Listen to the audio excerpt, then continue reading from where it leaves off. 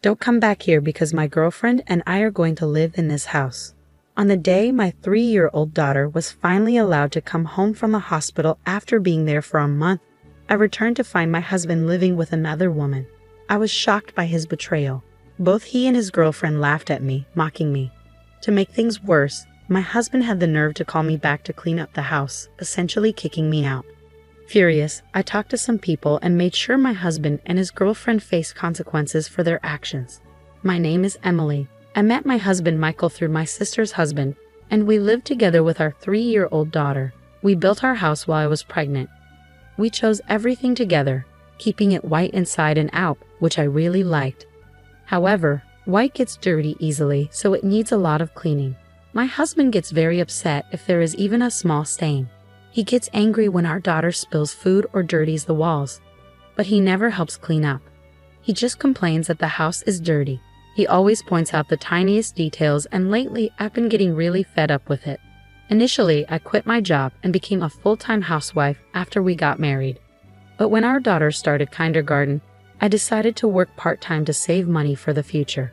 Since I started working, I hoped my husband would help more with housework and childcare. However, he thinks that my part-time job is my own choice, so he continues to leave all the household and childcare duties to me, just like before. One day, after sending our daughter to kindergarten, my sister and her husband, who live nearby, were supposed to visit our house. I tried to tidy up as much as possible while helping my daughter get ready in the morning. My husband got annoyed that our daughter was touching things with her messy hands and called me before he left for work, complaining that I wasn't disciplining her properly. Even though he used to adore her when she was born, lately he looks at her as if she is something dirty. I try not to show my feelings in front of our daughter, but his attitude has been really upsetting me. Because my husband complained, I was running late to take my daughter to kindergarten and rushed to get back home to meet my sister and her husband. They had decided to visit just 2 days earlier when they called to see if I had time to meet. I thought they must have something important to talk about, but when I saw them at the front door, I realized it might not be good news. I invited my sister and her husband into the living room, and although they complimented our always clean house, their expressions remained serious. After I served them coffee, my sister's husband finally gathered the courage to speak. "Actually, I've heard some not-so-good rumors about Michael." What he said next was unbelievable. Apparently, my husband was having an affair with a coworker. My husband was originally introduced to me by my sister's husband, but they weren't directly acquainted. It was through a mutual friend of theirs, my husband's brother. In other words, my brother-in-law. My brother-in-law's friend works at the same company as my husband, and he had heard some bad rumors from a colleague. One of the colleagues said that a female coworker had been going around saying she has a boyfriend in the company, and it seemed like she was talking about my husband. Just as my brother-in-law's friend was trying to discreetly find out if the rumors were true, he accidentally stumbled upon my husband and the woman together. They weren't even trying to hide it, openly flirting at the company. His friend was shocked, took a photo of them, and reported it to my brother-in-law. Then my brother-in-law told my sister's husband and showed him the photo. Even though my sister's husband initially couldn't believe it, he had to accept the truth when he saw the photo evidence. He had the photos with him, but I chose not to look at them. My sister and her husband apologized, feeling sorry for introducing me to a man who would cheat. Finding out about my husband's affair left me unsure of what to do. I had never doubted him before my sister's husband shared his story. Most of all, I didn't want to take my daughter's father away from her. But I also couldn't bear the idea of being betrayed.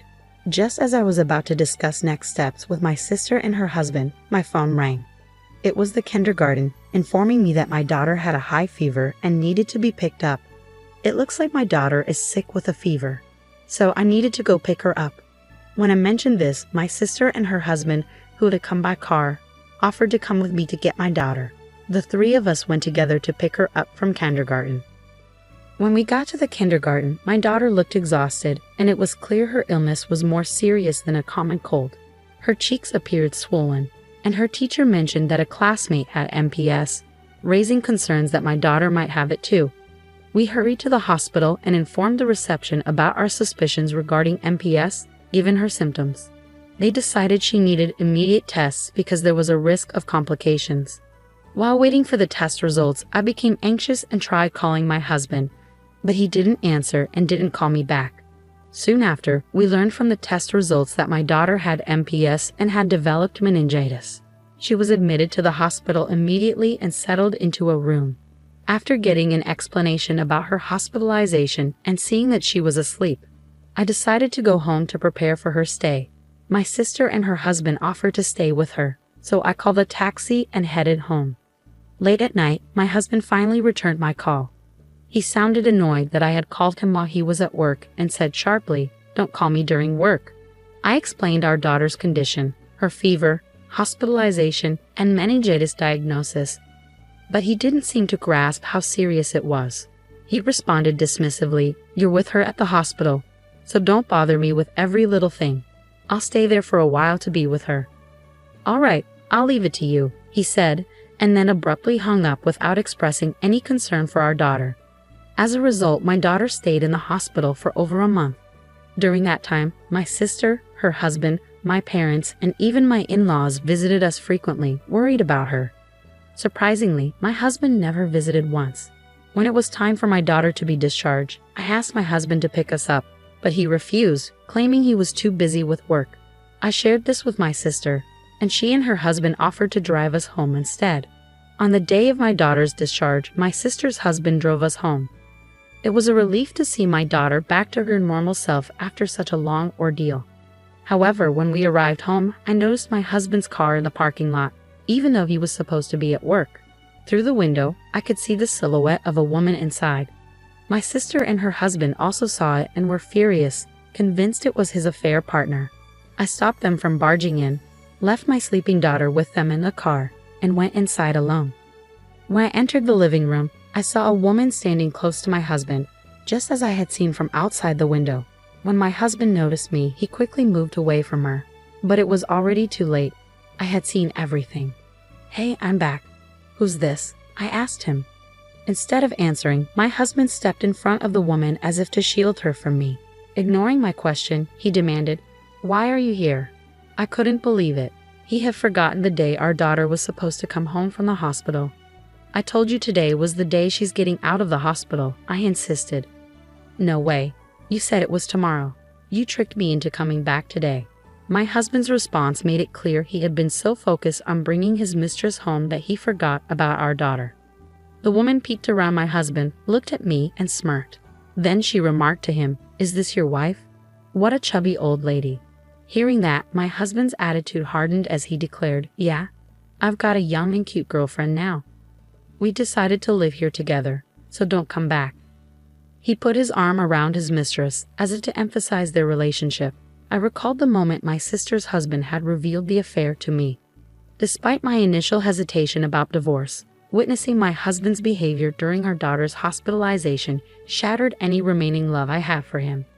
He hadn't visited our daughter even once in the hospital, leaving me to handle everything alone while he took advantage of my absence to spend time with his mistress in our home. I had taken time off from my part-time job and was exhausted from running between the hospital and home. Instead of supporting me during this difficult time, he was flaunting his new relationship and demanding I stay away from our own house.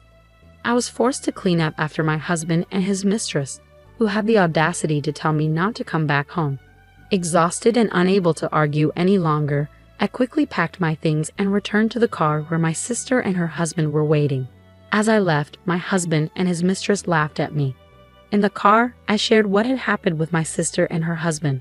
They were ready to confront my husband, but I stopped them. I didn't want my daughter to witness a scene like that, so I asked them to take us to my parents' house instead. We found a warm welcome there, and my daughter gradually improved while staying with my parents. From the time our daughter started crawling, my husband seemed only concerned about cleanliness and rarely interacted with her. His affection for her was fleeting, and she likely doesn't have many memories of him being loving or attentive. She never expressed a desire to see her father or mentioned feeling lonely. I didn't have the energy to confront my husband when I left our house, but I couldn't let things continue like this. Now that my daughter was recovering and could possibly return to kindergarten, I started to consider what to do about my husband. One day, I got a call from him. Curious about what he wanted to say, I answered. He bluntly told me, "The house is dirty. Come back and clean it." Even though he should have been living there with his affair partner, It seemed like neither of them did any housework. My sister had mentioned she was young and likely hadn't lived on her own before, leaving household chores to her family. It was absurd for my husband, who had told me not to return, to now demand that I come back just to clean. His request struck me as incredibly selfish. I declined his request in disbelief. "You should clean your own house, or maybe that girl you're having an affair with can do it," I retorted, hanging up the phone. Despite my husband's persistent calls afterward, I ignored them all. I could only imagine his frustration on the other end, unsure of what would happen next.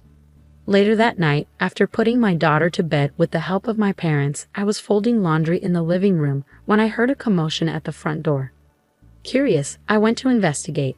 As I opened the door, I was shocked to see my husband and his affair partner standing there, completely soaked in red. Behind them, my sister and her husband, along with my in-laws, stood with stern expressions, ensuring they couldn't escape. My husband and his affair partner apologized, saying, "We are truly sorry." However, my sister, her husband, and my in-laws didn't accept their apology. What covered them from head to toe was not blood but tomato juice.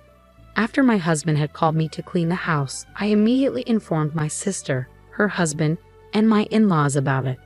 My sister and her husband visited my husband first, while my in-laws, who lived nearby, drove over to his place. My sister and her husband tricked my husband into going to the garden, pretending they needed some gardening tools I owned. When he turned his back, they pelted him with tomatoes. Startled, he turned around, only to have more tomatoes thrown at his face. These tomatoes were overripe and very soft, sourced as waste from a farm owned by a relative of my sister's husband. They wouldn't have caused much physical pain upon impact, but their squishy insides splattered easily, which clearly affected my husband, who prized cleanliness. My sister and her husband didn't give him a chance to react and continued throwing tomatoes. The tomatoes not only hit my husband but also splattered against the pristine white walls of the house, causing chaos. As this unfolded, my in-laws arrived on the scene. My husband was now being bombarded with tomatoes by my sister, her husband, and my in-laws. Amidst his panic screams and flailing, his affair partner, curious about the commotion, appeared in the garden. Without hesitation, she too became a target for the tomatoes. Attempting to flee back inside, she was forcefully pulled back out by my sister and ended up running alongside my husband in the garden. I overheard everything while on the phone from the moment my sister and her husband showed up at my husband's place. Every time the walls outside got dirty, my husband would scream sadly, and his affair partner would join in crying and panicking. Eventually, my sister, her husband, and my in-laws threw all the tomatoes they had brought. By then, the two of them had calmed down completely. They were then walked to my parents' house nearby. Even though I can never forgive what my husband and his lover did, hearing my husband's pitiful voice and the lover's cries made me feel a bit better. It was almost funny to see them both so desperate, apologizing to me. My sister's husband came up with this plan. After my daughter left the hospital, I began to doubt my husband's behavior during her stay. I decided to set up the baby monitor we used when she was little in our bedroom. I suspected that if my sister's husband was right, my husband might have been bringing his lover to our house while our daughter and I were away. I was anxious that the hidden baby monitor, concealed near a houseplant, would be discovered at any moment. Fortunately, neither my husband nor his lover found it, and it captured everything they did. Since the day my daughter was in the hospital, it seemed like my husband was living with his lover at our house part-time. Each time I returned home, I saved the recorded footage as proof. After my daughter left the hospital and I confirmed my husband's affair, I confided in my sister and her husband about the video evidence and sought their advice on what to do next. They suggested involving my in-laws first. My in-laws live about a 30-minute drive away and are usually calm people, unlike my husband who often gets angry. So with my sister and her husband, I took the evidence to my in-laws' house. At first, they found it hard to believe that their son could cheat. However, when we showed them the footage, they saw undeniable proof of my husband being intimate with his lover. They had no choice but to believe me. What's worse, my husband was heard saying hurtful things about our daughter, like how she just makes a mess and isn't cute at all, and that he wanted to throw both her and me out. This revelation made my in-laws furious. They wanted to confront my husband immediately. but my sister, her husband, and I convinced them to hold off for the moment. When my husband found out I knew about the affair, he became defiant. We didn't want to give in to his wishes for a quick divorce, so we discussed with my in-laws how to come up with a fitting punishment. Seeing the evidence on the video, my in-laws were also deeply hurt and immediately agreed to our plan. After brainstorming together, we decided on a unique punishment, throwing tomatoes at him. This idea came from my sister's husband, who had studied in Spain and was inspired by the tomato festival there. We thought it would be satisfying because my husband really dislikes getting dirty, and throwing tomatoes wouldn't cause any harm. It was also convenient timing since my sister's husband's relatives, who are farmers, had an excess of tomatoes that were going to be discarded. Initially, I was taken aback by the unusual idea, but I soon realized that simply throwing tomatoes wouldn't suffice. I felt my husband deserved to experience some discomfort from being hit by tomatoes, so I agreed to the plan. My sister, her husband, and my in-laws were all set to carry it out. I wanted to join in throwing tomatoes at my husband as well, but I was still concerned about my daughter's well-being and couldn't leave my parents' house. Additionally, my sister and her husband felt guilty for introducing me to my husband, and my in-laws felt responsible for how they raised their son. So it was decided that the four of them would proceed with the plan without me. I made sure they promised to do it outside the house, not inside. Despite my disappointment at not being able to throw tomatoes myself, witnessing my husband and his lover in such a pitiful state, thanks to my family, was oddly satisfying. I had already informed my parents about my husband's affair, so when they were brought to my parents' house, they were visibly uneasy.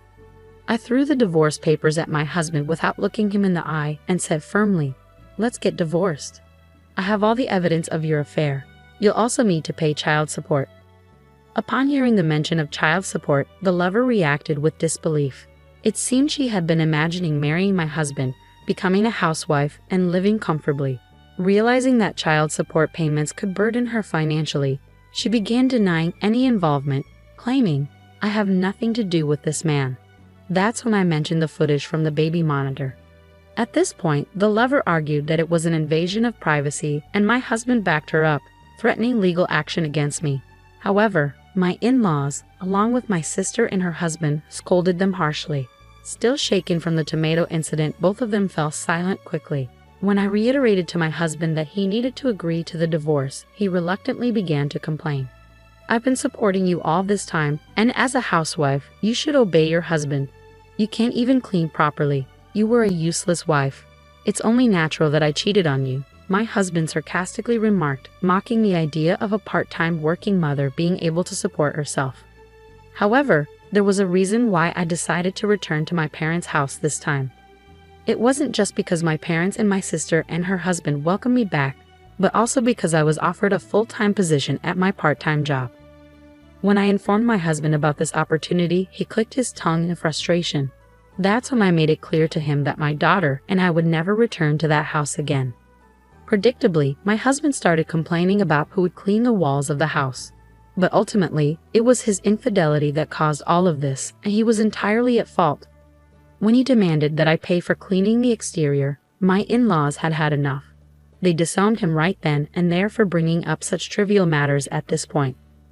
After being disowned by my in-laws, my husband unexpectedly proposed to his mistress. Covered in tomato and feeling humiliated, she had lost all affection for him, and the idea of paying child support added to her rejection. She bluntly told my husband, "I'm not interested in a man without money," leaving him stunned. Under our stern gazes, my husband reluctantly agreed to our divorce. We informed them that we would continue discussions through our lawyers, and then we sent my husband and his mistress away. I'm not sure what they discussed on their way back, but apparently they ended up angrily arguing and parted ways, cursing each other out. Afterwards, my husband ended up living alone in our house, struggling to manage the mortgage and child support payments on his own. He tried seeking help from his brother, but was coldly turned away and cut off from his family. Now he had no one left to rely on. Meanwhile, the mistress faced repercussions from the rumors about her relationship with my husband. She ended up quitting her job, and when her affair was discovered by her parents, they disowned her just like my husband's family did to him. She was kicked out of her parents' home and now lives in a cheap, run-down apartment. During the day, she works part-time, and at night, she works in a nightclub to make ends meet. My sister once spotted the mistress working at a store's register and remarked how much weight she had lost and how aged she looked, despite being in her early 20s. It's heartbreaking to think about how a single mistake could dramatically alter someone's life and rob them of so many potential happy moments. As for me, I've started working full-time with the support of my parents, sister, and her husband, who welcome me back to their home. It's challenging at times, but I'm beginning to feel a sense of achievement as I take on more responsibilities at work. My daughter has settled into living with my parents and is thriving each day. When we lived with my husband, she struggled to get along with adult men, likely due to his yelling. Now, she's gradually overcoming that thanks to the kindness shown by my sister's husband and my father. Surrounded by a caring family, my daughter and I are now enjoying a peaceful and happy life.